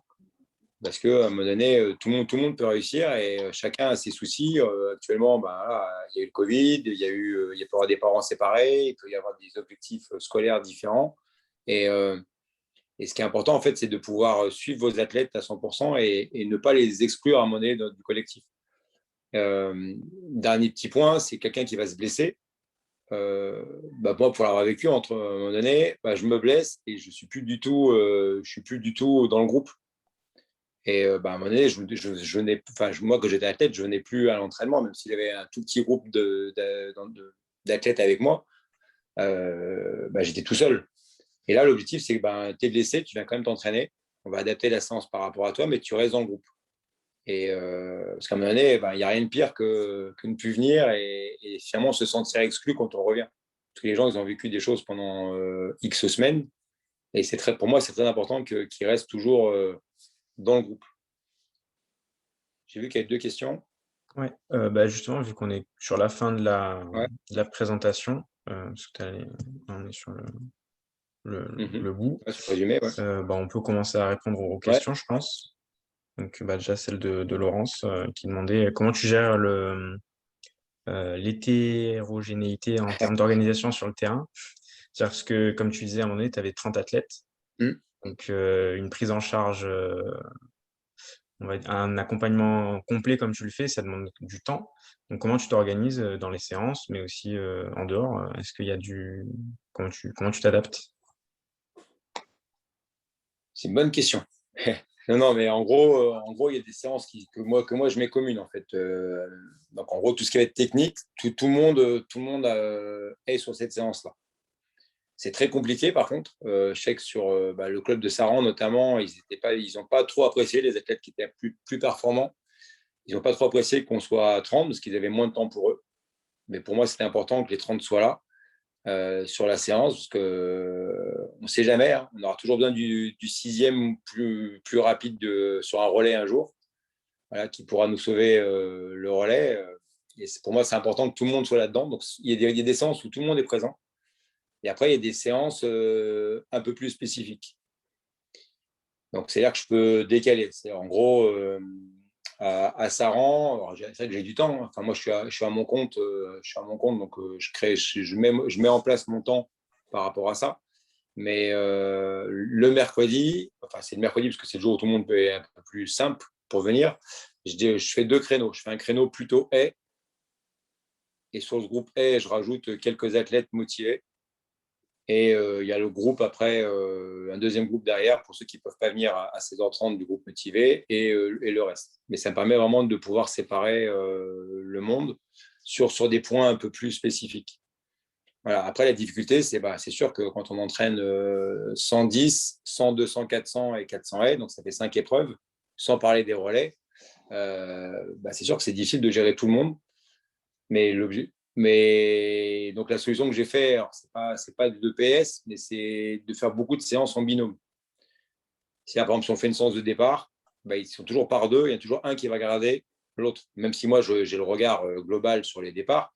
Si par exemple, je demande sur un départ de pousser jambes avant et que le genou s'engage, c'est un peu technique pour les non-sprinteurs, mais à un moment donné, donc, il y a un point technique qu'on regarde, et le deuxième va regarder, et après ils vont inverser, et moi je vais aussi avoir mes retours aussi par rapport à ça, mais ça me permet de ne pas regarder 8 athlètes en même temps, et que par moment, je loupe des athlètes en visu, mais ils sont toujours surveillés par d'autres. Donc ça, c'est une gestion que j'ai un peu par rapport à ça, et donc dans le temps aussi, en faisant mon bilan un peu de début de saison avec les athlètes, ça me permet aussi de savoir qui vient quand, et pouvoir aussi caler des entraînements un peu plus spécifiques quand je sais que les moins motivés ou les gens qui ne font pas de haies, si je sais que tous les gens qui ne font pas de haies ne sont pas là le même jour, alors 100% ça marchera jamais, mais dans l'idée, si les gens ne sont pas là, je vais plutôt me mettre une séance haie ce jour-là. Donc ça sert à ça aussi la séance les entretiens de début de saison. Juste pour préciser, par rapport au travail technique, comment tu gères aussi les différences de niveau et si tu peux nous donner juste un exemple de séance que tu as organisée et qui prend en compte peut-être différentes intentions pour un groupe qui n'a pas ni les mêmes qualités, ni peut-être les mêmes objectifs. Bien sûr, ouais. Alors moi, par exemple, je prends une séance de haies là, que j'ai en tête. En gros, moi, sur les séances de haies, je commence toujours par le même déroulé. Par exemple, on va faire tous des haies en marchant. Voilà. Et puis après, on va faire des haies en sautillant, puis des haies courues. Ça va être le début de séance un peu pour tout le monde. Et donc, tout le monde va faire des haies à ce moment-là. Donc, qu'on soit sprinter ou hurdler, on va dire motivé ou pas motivé, c'est pas comme ça que je vais s'appelle dans les groupes, mais ça permet de voir un peu tout le monde. Et puis, à un moment donné, je sépare 2 groupes. Il y aura 2 couloirs réservés ou 3 couloirs réservés pour ceux qui font des haies. Et à côté de ça, après, derrière, je vais permettre à ceux qui ne sont pas forcément hurdlers ou qui ne sont pas intéressés par des haies de faire des passages sur des plots en sprint. Donc ça, c'est une évolution de ma séance. Et vu que je veux que tout le monde fasse des haies pour pouvoir faire mes 4 épreuves, tout le monde ne fera pas des passages de haies. Jade, qu'on a vu tout à l'heure sur la présentation, donc elle qui était vraiment très 400 quand on a commencé à collaborer ensemble en 2018. Là, elle a comme objectif de faire du 400 haies. Alors que les haies, c'était impossible de passer une haie il y a 3 ans. Mais l'objectif, en fait, c'est à force de faire des haies à chaque semaine, elle voit qu'elle est de plus en plus apte à en faire. Donc, c'est quelque chose que je veux absolument garder. Et dans la technique, dans l'intention, après, alors j'ai la chance, mais c'est que j'ai une chance par exemple, sur le groupe A. Après, je parlerai du groupe sprint, mais sur le groupe A, c'est que globalement, j'ai que des gens qui font des haies pour faire des haies. Donc, ils ont à peu près tous à peu près le même niveau technique, le même bagage. Alors, mais sur la séance même, si on fait une séance en 4 appuis, il y en a, ça sera peut-être plus l'impulsion. Si on met 2 pieds ou 3 pieds de moins, on met 7 mètres d'écart entre les haies. Et là, sera plutôt l'impulsion parce que c'est son travail à faire. Et l'autre athlète sera plutôt les bras. Et ils auront leur consigne technique par rapport à ça. En sprint, pareil, sur des plots, après, là, je suis un peu moins ça va être un peu moins large, mais on va plutôt travailler sur la fréquence et l'amplitude. Et la fréquence, c'est ramener pour moi vite la jambe vers le sol. Et l'amplitude, c'est plus je vais pousser. Plus je serai un peu long dans ma poussée. Donc, selon notre défaut, je vais être plus sur l'un ou plus sur l'autre. Je ne sais pas si ça va. Ça va, Laurence, ou c'est encore flou? Oui. Après, effectivement, est-ce que toi, tu n'as pas d'adjoint, en fait? Tu arrives à gérer tout? Non. C'est juste ça qui me… Ouais, je travaille tout seul. Je travaille tout seul parce que ça fait des années. Et ça, c'est si j'avais un objectif pour les prochaines années, c'est d'avoir un deuxième entraîneur avec moi à former. Voilà, ça, c'est un truc que j'aimerais bien pour pouvoir, au moins que ça perdure. Si jamais un jour je dois arrêter sur les groupes sur lesquels je suis, ça serait quelque chose qui m'intéresserait. Et puis, pouvoir aussi, à un moment donné, déléguer. À Marseille, on était deux. C'est vrai que Boris Sanso, qui était entraîneur aussi à l'USPEG, m'avait beaucoup aidé par rapport à ça à ce moment-là. Mais à Marseille, c'est vrai qu'on a été un peu plus les grosses années. On était une quarantaine en 2008, minime cadet junior. Donc ça, c'était un gros groupe à gérer. Donc là, on était deux. Et là, depuis Chartres et Saran, je suis tout seul à gérer entre 20 et 30 athlètes dans la semaine. Mais c'est aussi ce qui fait, pour moi en tout cas, pour répondre à une question qui n'est pas posée, mais c'est aussi ce qui fait pour moi la moins bonne réussite dans la performance que ce que j'ai connu à Marseille, collective. Parce que finalement, à un moment donné, quand on a 30 ou 40 personnes à gérer, forcément, on est un peu moins précis avec ceux qui demandent un peu plus. Et est-ce que tu leur donnes les séances avant ou est-ce qu'ils découvrent la séance sur place? Ils découvrent la séance sur place. Ok. Ouais, pour moi, c'est important. Enfin, c'est bête, mais en tant qu'athlète, après, ça serait à travailler, à réfléchir. Mais en tant qu'athlète, moi, j'avais mon plan d'entraînement sur 3 semaines. Et je détestais quand je savais que j'avais une grosse séance le soir, ça veut dire que je psychotais, mais j'essaie de gérer mon alimentation, faire ci, faire ça. Et finalement, à un moment donné, c'est bien aussi de ne pas savoir. Même s'ils savent le thème, ils savent que le mardi, c'est renfo, le mercredi, c'est technique, le vendredi, c'est plutôt physio. Voilà, ils connaissent ces thèmes, mais ils n'ont pas la séance proprement dit. Ouais.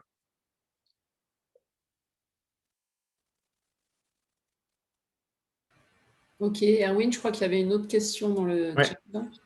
Ouais, c'est Samuel. Désolé pour l'attente. En termes de cohésion d'équipe, tu gères comment les fortes têtes, justement pour avoir toujours une bonne cohésion du groupe? Alors, si Sarah elle veut répondre, je voudrais bien qu'elle réponde, et puis je répondrai après. Alors, comment est-ce que tu gères les fortes têtes? En fait, c'est un peu ce que je disais tout à l'heure, peut-être. Alors, je ne sais pas si je me suis bien exprimée, mais pour moi, tu es vraiment toujours dans la discussion, dans le dialogue, et sans vouloir rabaisser quelqu'un ou vouloir mettre quelqu'un au-dessus des autres, mettre quelqu'un en exergue, tu vas essayer, en fait, moi, c'est comme ça que je l'ai ressenti, de tous nous remettre vraiment sur la même ligne, au même niveau.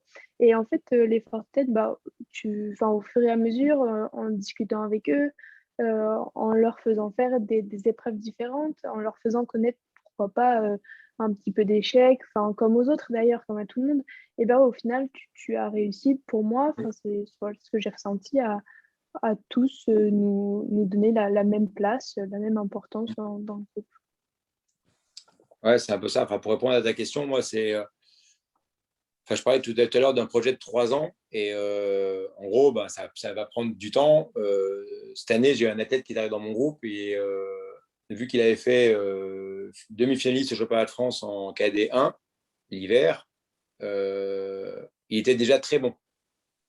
C'était son discours.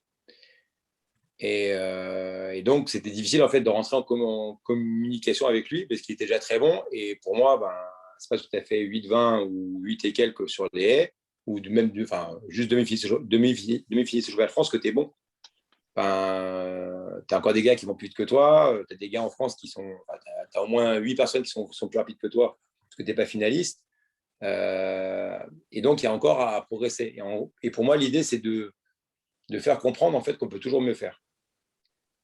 Et à partir de là, en fait, on n'est jamais bon, mais on n'est jamais mauvais. Mais en fait, on est toujours à notre place au moment voulu, en fait. Et c'est toujours, ça prend du temps, en fait, c'est ça, c'est les discussions avec l'athlète, les petits débriefings qu'on peut avoir sur des séances ou sur des compétitions, remettre à un moment donné l'athlète en place et le maître acteur de sa performance, c'est quelqu'un qui a une forte tête. Généralement, alors, il y a deux solutions, parce que j'ai aussi un mauvais caractère. Soit, en fait, ils s'en vont du groupe, et ça, voilà, et ça, entre guillemets, je laisse faire. Ça m'est arrivé. Il y a des athlètes qui sont partis donc sur les 2 années avec Sarah. Il y en a une qui est partie en particulier.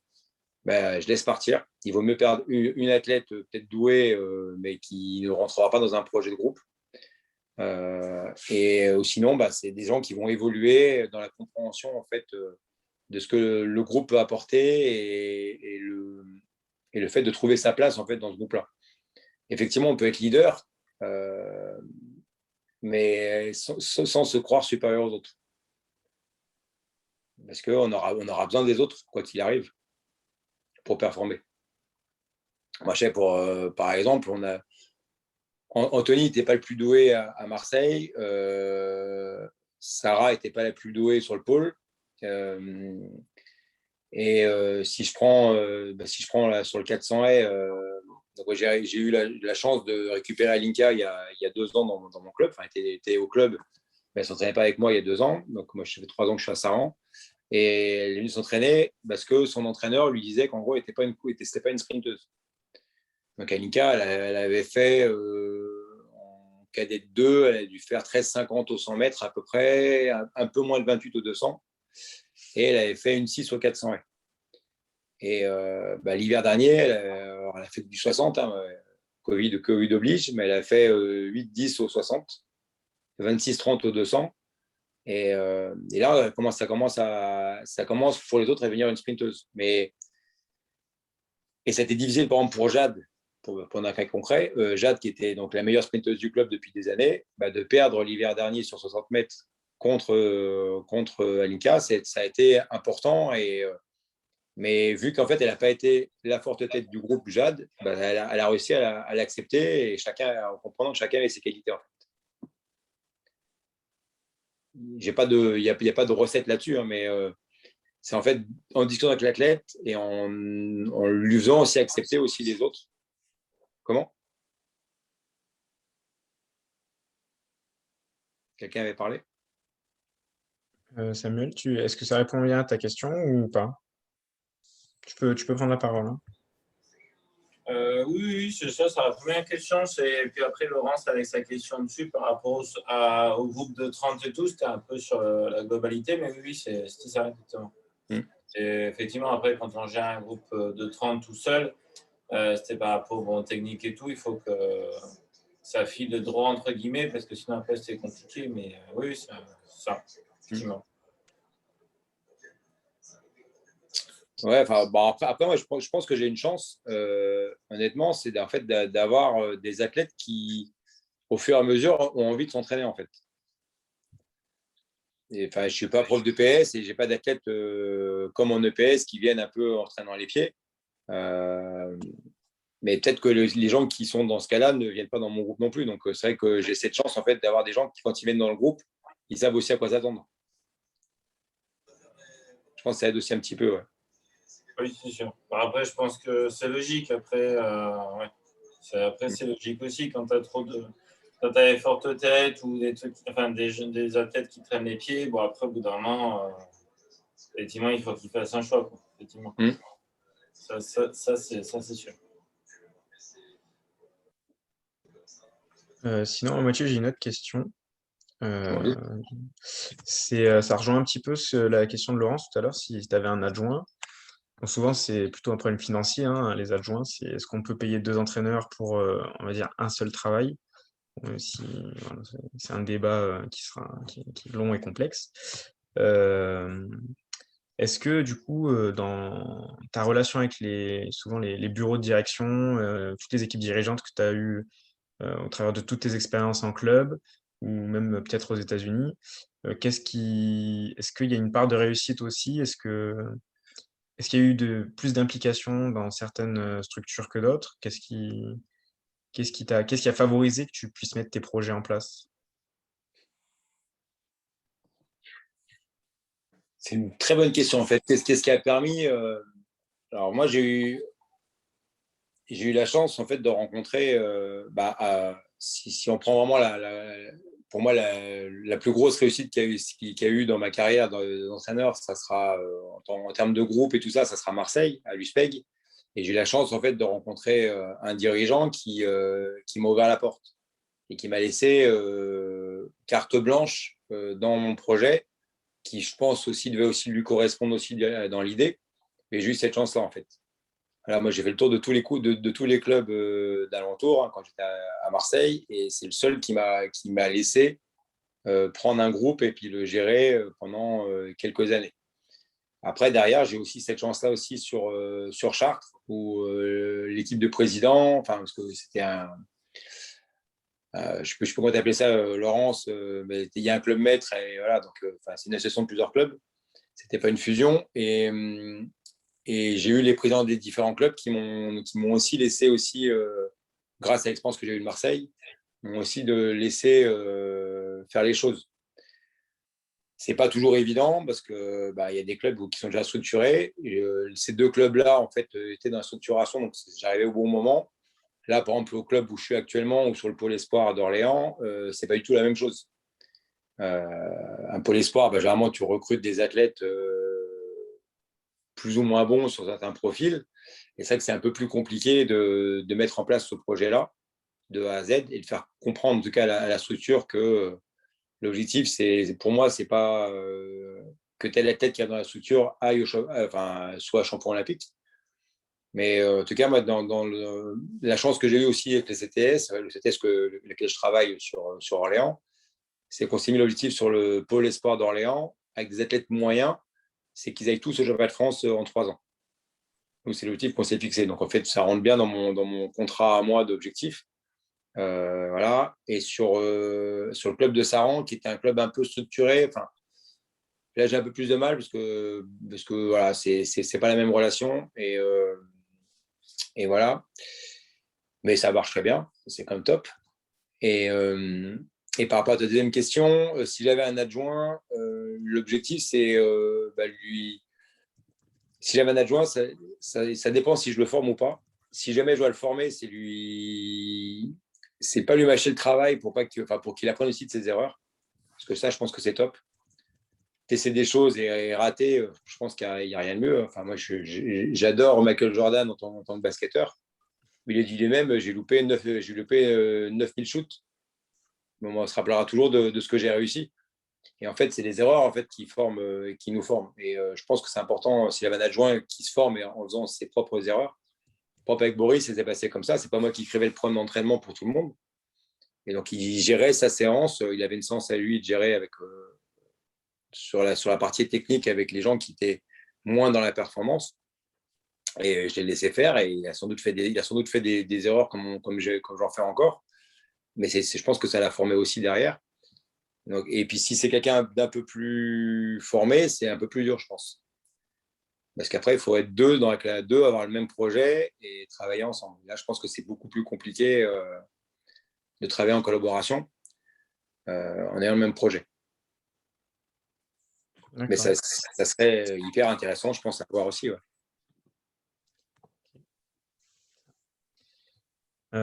Du coup, est-ce que quelqu'un a des questions particulières sur certains points qui n'ont pas été abordés, qui se rapportent au thème, ou vous pouvez prendre la parole, vous pouvez poser vos questions dans le chat.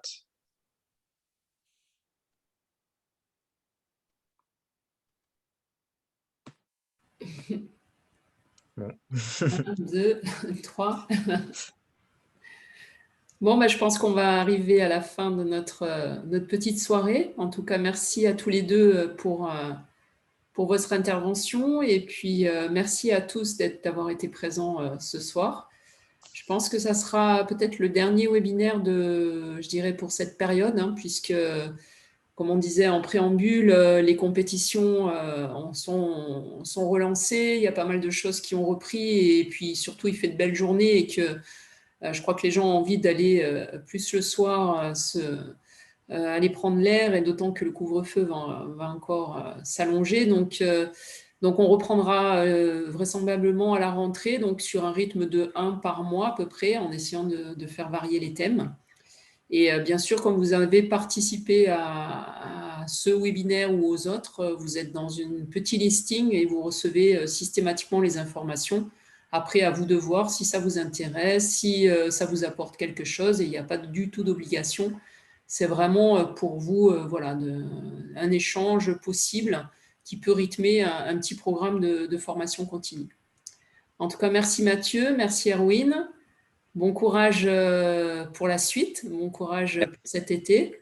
Bon courage à Erwin pour la finalisation de son diplôme. Et puis, bon courage aussi à tout le groupe, là. Donc, bon retour sur les stades. Et puis, j'espère qu'on va se croiser pour certains.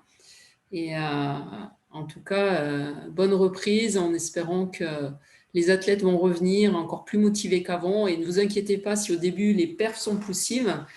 C'est un petit peu les échanges qu'on a entre nous, entre coachs.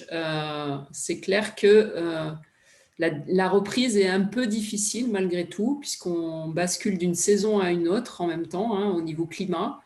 On passe sur des grosses chaleurs qui ne sont pas évidentes aussi à gérer pour les organismes. Les athlètes sont un peu fébriles à mon avis parce que la saison va être super courte. Donc le thème un peu abordé aujourd'hui avec un petit peu l'approche mentale, je pense que pouvoir rassurer, pouvoir se projeter un peu plus loin dans le temps, ça va leur enlever un petit peu de pression et peut-être leur permettre de mieux finir, en tout cas, cette saison estivale un petit peu tronquée. Justement, enfin, si je peux me permettre, là, par rapport à ce que tu disais, moi, par exemple, l'année dernière, c'était ce qui est passé. Voilà, je prends l'exemple de Jade Drapeau, qui fait 8e, enfin, qui a le niveau d'être 8e au championnat de France en 2019. Malheureusement, elle mord à un appui sur le couloir intérieur et est disqualifiée. Et donc, elle ne se qualifie pas, enfin, elle ne va pas en finale. Et donc, en 2020, malheureusement, il n'y a pas de championnat de France espoir. Donc, c'est sûr que tout change. Et en fait, on va discuter avec elle, grâce à cette non-objectif en fait, annuel, et que c'est sur un plan de carrière, en gros, tout ce qu'elle a travaillé, c'était, elle l'a remarqué, et puis là, elle se sent beaucoup plus forte cette année qu'il y a 2 ans. Mais en fait, n'ayant pas mis d'objectif pour 2020 spécifiquement, c'est intéressant. Et pour vous, avec vos groupes d'entraînement, que ce soit du hors-stade, j'ai aussi des gens hors-stade avec les trails, c'est compliqué aussi. Pas mettre d'objectif, je trouve que c'est bien. Ça vous permet aussi de délaisser certains points et de laisser l'athlète aussi grandir. Si vous avez des jeunes, enfin des benjamins, minimes, cadets, de laisser grandir et de le laisser prendre possession de sa performance. Ouais, de mettre un peu plus l'accent sur les moyens et pas le but en soi. C'est aussi important dans un projet à long terme. Mais ça reste pas évident quand même, quand on n'a que 2 ans dans une catégorie. Il y a certains jeunes qui ont une grosse frustration et ça, on les comprend, quoi. En tout cas, merci beaucoup. Une bonne soirée à tous. Je reste avec Michel qui m'a posé une question. Et sinon, à très bientôt. Et puis, Erwin et Mathieu, on peut